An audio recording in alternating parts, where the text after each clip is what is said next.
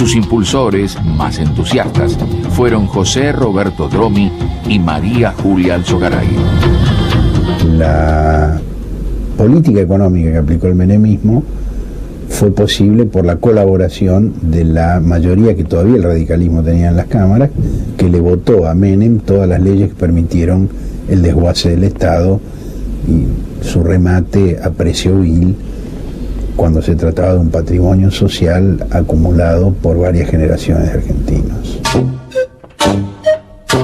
Menem fue haciendo propio el discurso neoliberal, y a medida que su pelo y sus patillas se acortaban, se agrandaban las distancias entre su práctica política y su discurso preelectoral.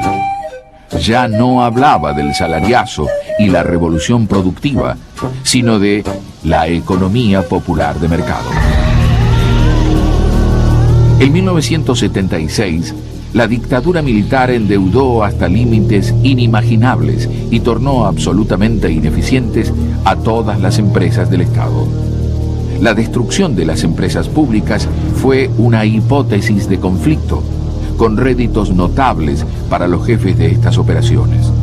Por un lado, representaban un suculento botín de guerra, y por el otro, preparaban lentamente el terreno a las por entonces hipotéticas privatizaciones propugnadas por los autodenominados liberales argentinos, fieles compañeros de ruta de los uniformados. El crack de nuestras empresas estatales, que ya no podían ni prestar un servicio útil, ni tampoco el Estado tenía los recursos para financiar su desenvolvimiento, y la gente estaba harta de no tener energía eléctrica, de no tener vivienda, de no tener rutas, de no tener un nivel de vida semejante, acorde a un país moderno como puede ser el nuestro y de acuerdo a nuestra cultura.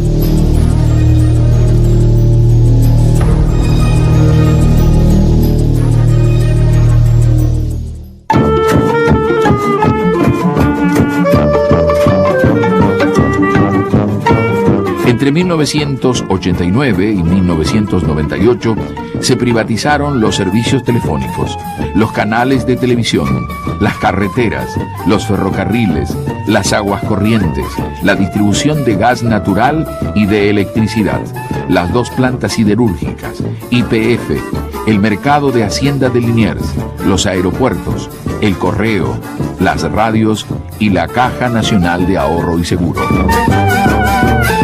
Nosotros estábamos un poco solos, pero cuando hoy día en el mundo se ve, esta tendencia es casi universal, porque yo creo que es la tendencia a la economía moderna. Yo creo que la gente, después de la experiencia que hizo a través del programa nuestro, iniciamos un poco el proceso de enseñanza, de maduración, de lo que era la orientación moderna de una economía productiva.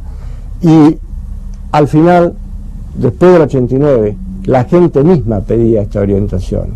Y yo creo que este es el espíritu que capta el presidente Menem cuando asume la presidencia, y con el ministro Cavallo y los ministros que lo antecedieron comenzaron también en este sentido, dieron la orientación económica en líneas, en las grandes líneas, en las grandes bases, que eran prácticamente las mismas que la nuestra. Yo creo que si Perón hubiese vivido en 1989, hubiese también tratado de tomar las grandes corrientes mundiales del pensamiento económico e insertar ahí a la Argentina.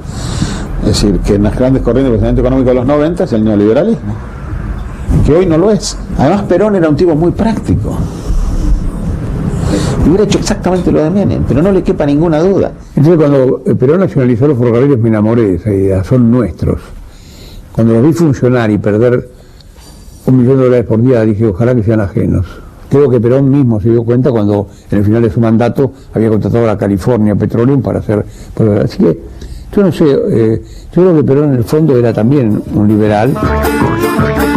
Los beneficiarios de las privatizaciones fueron los grupos económicos más poderosos del país, asociados con operadores internacionales. La concentración económica creció y estos grupos aumentaron su poder e influencia. Evidentemente, en distintos periodos históricos la instrumentación es distinta, las circunstancias son diversas, pero los grandes lineamientos son esos, son los mismos. Llegó el doctor Menem al estudio el día que lo conocí.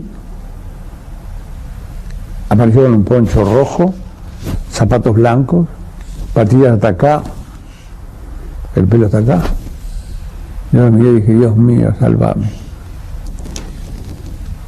Padre nuestro que estás en los cielos.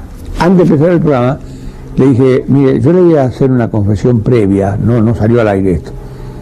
Yo tiemblo de que usted sea presidente de la República. Tiemblo contra más estatismo. Ya estoy cubierto. Mi vida tenía entonces yo 62 años, o 63, no quiero más. Y él me miró y me dijo, se va a equivocar conmigo. Yo voy a transformar la República, yo voy a privatizar los teléfonos, la voy a nombrar a María Julia del Sogaray a cargo de los teléfonos. Yo lo miraba y le decía, no, usted es un sobornador, usted es un mentiroso. En esa parte me dijo, lo voy a nombrar a Caballo, yo sé que a usted le gusta mucho Caballo, lo voy a nombrar, no puedo nombrar al ministro de Economía, porque ya tengo arreglo con la gente de Bujibor, pero sí lo voy a nombrar canciller, ¿qué le parece? Y yo le decía, pero no me engañe más. Una de las características más negativas de las privatizaciones fue la concesión a las empresas adjudicatarias de un virtual monopolio en su área de acción.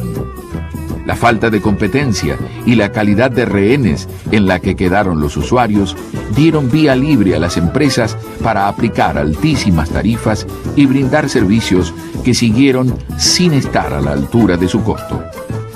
El gobierno confundió el liberalismo con la retirada del Estado y dejó librados a los usuarios a un mercado manejado por capitales muy concentrados con ausencia absoluta de control estatal. Nada de lo que deba ser estatal permanecerá en manos del Estado. Nada de lo que deba ser estatal permanecerá en manos del Estado. Esa alianza entre grupos económicos locales, bancos acreedores y operadores internacionales de primera línea para servicios públicos es la clave de todo el periodo menemista, de toda la década de la economía menemista, y implica una contradicción muy grande con toda la política tradicional del peronismo con la cual Menem llega al gobierno. Dentro de ese contexto se produce un proceso de hipercorrupción. Las privatizaciones, concretadas a través de contratos oscuros y repletos de letras chicas, aportaron al Estado una cifra cercana a los 25.000 millones de dólares. Según el propio discurso de los promotores de la euforia privatista, el Estado ahora tenía las manos libres y recursos para ocuparse de los temas que justifican su existencia: salud, educación, asistencia y previsión social y seguridad. Me tocó participar justamente oponiéndome a la venta de la electricidad, a la venta del gas y a la venta del petróleo. De estas ventas que hizo el gobierno, debe vender la joya de la abuela, según dice él. Yo dije un día que habíamos vendido hasta la ropa interior de la abuela. Algunos llegan a más, dicen que vendieron la abuela. Bueno, pero lo cierto es que este es un país único en el mundo, donde hemos vendido todo lo que podía venderse y la deuda externa se cuadruplicó. Y no solamente se cuadruplicó, sino que resulta un factor imposible de convivir. Porque si usted tiene un presupuesto de 60.000 millones, necesita 17.000 millones de pesos todos los años para pagar intereses de los intereses de la deuda, que aumentan según el buen o mal humor del presidente del Fondo de la Reserva Federal de los Estados Unidos, porque cada vez que aumentamos la tasa de interés, el 0,25, nos cuesta 90 millones de pesos. Durante los primeros años del mandato de Menem, la oposición radical aparecía inhibida por las circunstancias para hacer críticas a la gestión peronista. La imagen de Alfonsín, dejando anticipadamente el poder, fue efectiva para alejar de la UCR a una opinión pública que fue aceptando que el pragmatismo se constituyera en la única ideología posible. Tampoco el sindicalismo peronista hizo nada para frenar la destrucción del Estado benefactor que había surgido con el primer peronismo. La dirigencia sindical menemista fue haciendo propio el discurso neoliberal y algunos de sus líderes avalaron la flexibilización de las leyes laborales.